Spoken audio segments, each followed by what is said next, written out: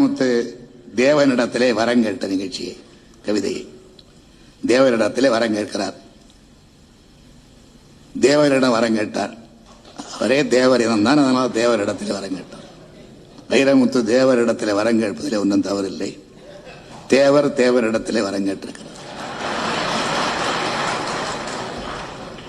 என்ன வரம் கேட்கிறார் தெரியுமா?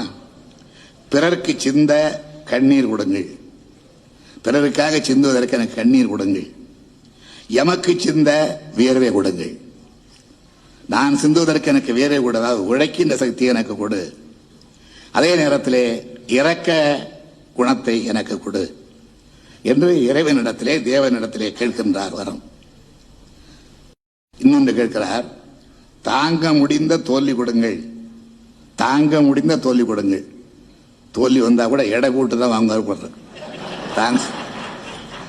தாங்க முடிகிறதா இல்லையா என்று எடை போட்டுத்தான் தோல்வியை கூட பெற்றுக்கொள்வார் தெரிகிறது. எனவே தாங்க முடிந்த தோல்வி கொடுங்கள், கர்வம் பூசாத வெற்றி கொடுங்கள், ஆணவம் இல்லாத வெற்றியை கொடுங்கள் என்று கேட்கிறார். இன்னொன்று நான் மிகவும் ரசித்த வரிகள். அவர் கேட்ட வரத்தில் எல்லோரும் சிரிக்கின்ற வாழ்வு கொடுங்கள். சிரிக்கின்ற என்பதற்கு இங்கே எல்லோரும் மகிழ்கின்ற என்று எடுத்துக்கொள்ள வேண்டும்.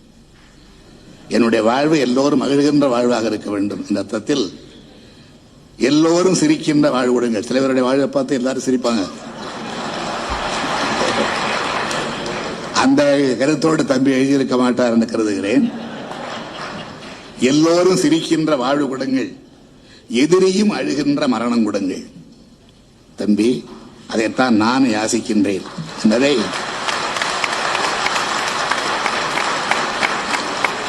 வைரமுத்துவுக்கு நான் சொல்லுகின்றேன்.